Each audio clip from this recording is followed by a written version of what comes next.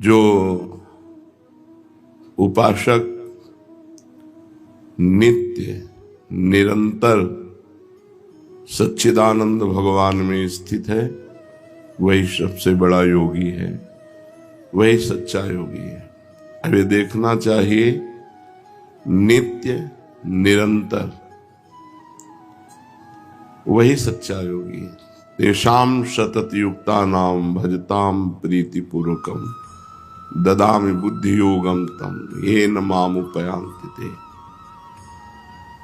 इसके आगे कुछ नहीं, सबसे बड़ा योग। ज्ञानियों से भी बढ़कर, तपस्वियों से भी बढ़कर और कर्म योगियों से भी बढ़कर के भगवान ने अपने परम प्रेमी भक्त को बताया है। हर समय भगवान का चिंतन, संसार का चिंतन असहनीय हो जाए, संसार का चिंतन अच्छा न लगे, हर समय नाम जप चल रहा है। भगवान के रूप का चिंतन, भगवान की लीलाओं का चिंतन सच्चा योग है। जीव का नित्य सत्य सच्चिदानंद रूप भगवान से नित्य जुड़े रहना। योग माने होता है जुड़ना, हर समय भगवान से जुड़े रहना। तो ये संसार असत्य है, क्षणभंगुर है, क्या ये ठीक है? हाँ, भूत काल, वर्तमान काल और भविष्य काल, तीनों कालों में इसकी सत्ता नहीं संसार की, ये स्वाप्निक है, इसलिए पूर्ण सत्य है। इसमें कुछ सार बात नहीं है, जैसे भूसी में कोई सार बात नहीं होती, ऐसे ये जो आप देख रहे हो नाना प्रकार की भोग विलासता, जैसे आपने स्वप्न में देखा तो जगह तो सार बात क्या मिली? कुछ नहीं। मरोगे तो तुम्हारे पास क्या जाएगा?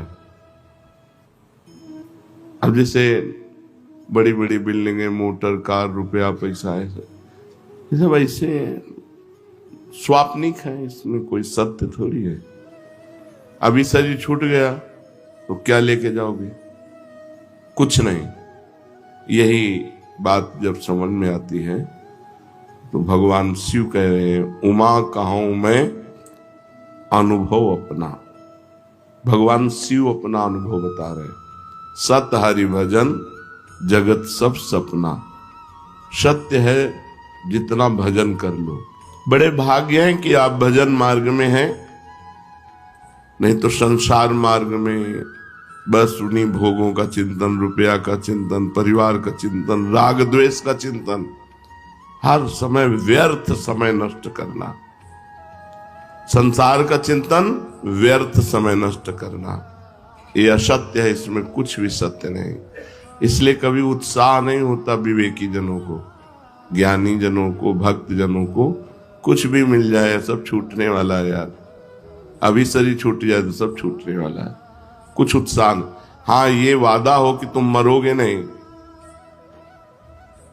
तो भाई चलो मरेंगे नहीं, स्थायी घर बन गया बढ़िया।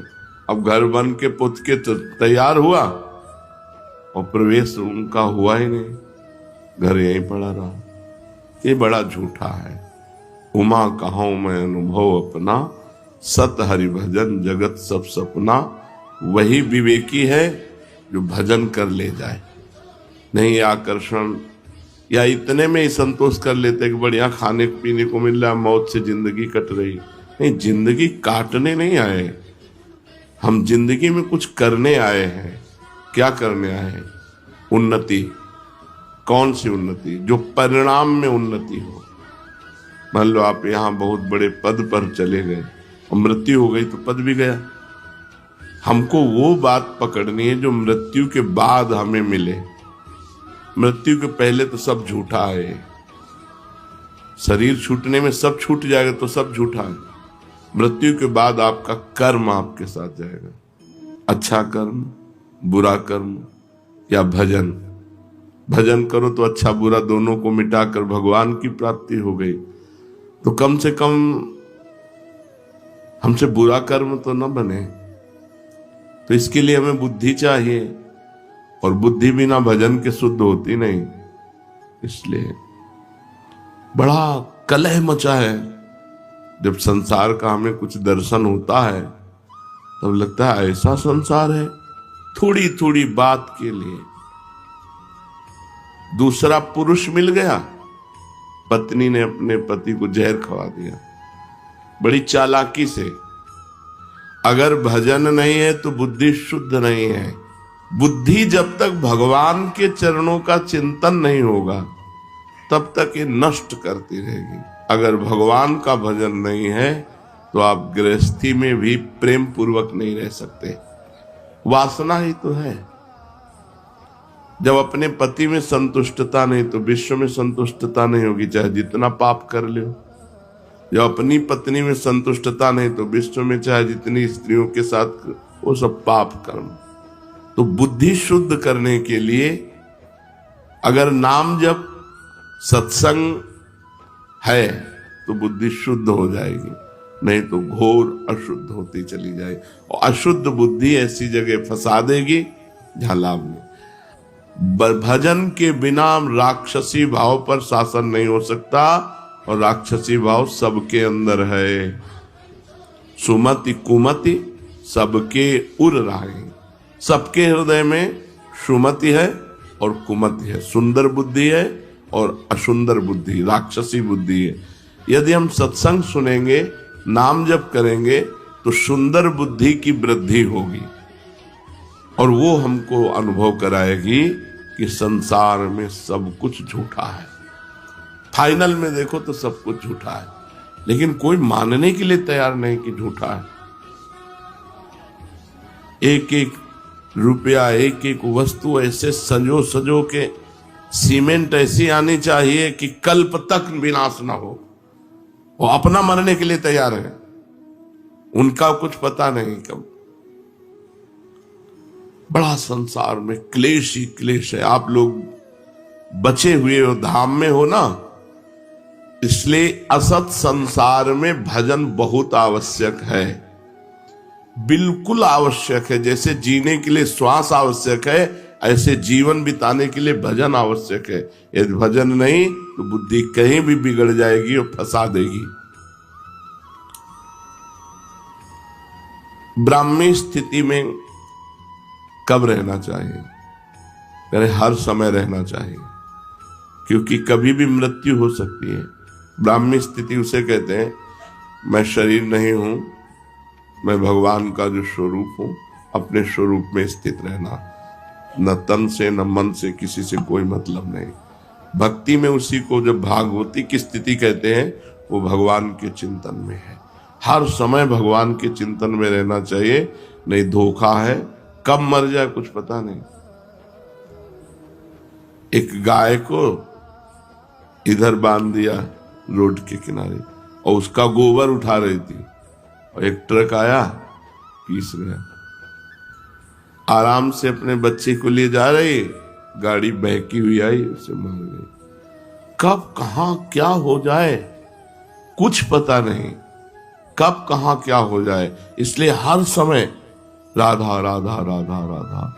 ब्राह्मी स्थिति में नहीं हो तो भाव में, नाम में, स्थिति में तो रहा जा सकता है। डरो इस बात से कि तुम्हें मरना है, और मरना है अगर भजन नहीं हुआ तो देखो जीवों के साथ कैसा व्यवहार कर रहे हैं। बकरा, मुर्गा, गाय, भैंस, ऊंट, कुत्ता, कुछ नहीं बच रहा इन राक्षसों के आगे। ऐसी राक्षसी बुद्धि बन गई है, कुछ नहीं बचा। धीरे धीरे अपने देश में सब बाहरी हवाएं आ रही। अब बताओ, अगर हम बकरा बन गए और जिंदा जलाया जाता है, स्वादिष्ट मांस बनाने के लिए पैर ऊपर बांध दिए गए और नीचे से आग लगा दी गई, वो तड़प तड़प के मरता है। बनना है बकरा, चुपचाप भजन करो, नहीं बकरा बकरी बनोगे। बहुत बहुत दुर्दशा है। हम कभी कभी एकांत में इस बात से कि अरे लोग जान क्यों नहीं रहे कि किस लिए आए, अरे भजन कर ले, नहीं अगला जो होने वाला है उसमें आप कुछ नहीं कर सकते। जैसे पशु पक्षी अन्य योनियों में गए, कुछ नहीं कर सकते। कबूतर चुन रहा है, बिल्ली दौड़ के आई, पकड़ा, एक एक पंख उखाड़ के छील के खा गए। कितना भयानक पीड़ा होती है मृत्यु के समय।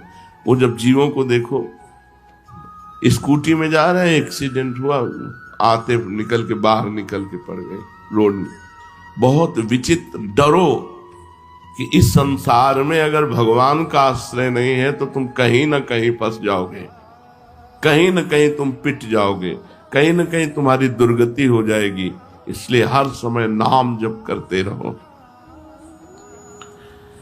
ये दैवी संपदा और आसुरी संपदा कहां रहती है? बोले चित्त में रहती है। जो चित्त वासुदेव का चिंतन करता रहता है, चित्त के अधिष्ठात्र देवता भगवान वासुदेव है, उसमें दैवी संपदा वास करती है।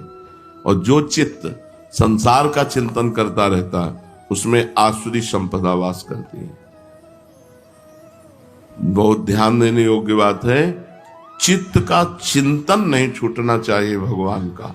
अगर चित्त का भगवान से चिंतन है तो दैवी संपदा जागृत हो जाएगी, और अगर संसार का चिंतन है तो आसुरी संपदा। आज प्रायः लोग प्रश्न करते हैं, बहुत उद्वेगित हैं, चिंतित हैं, अशांत हैं, परेशान हैं।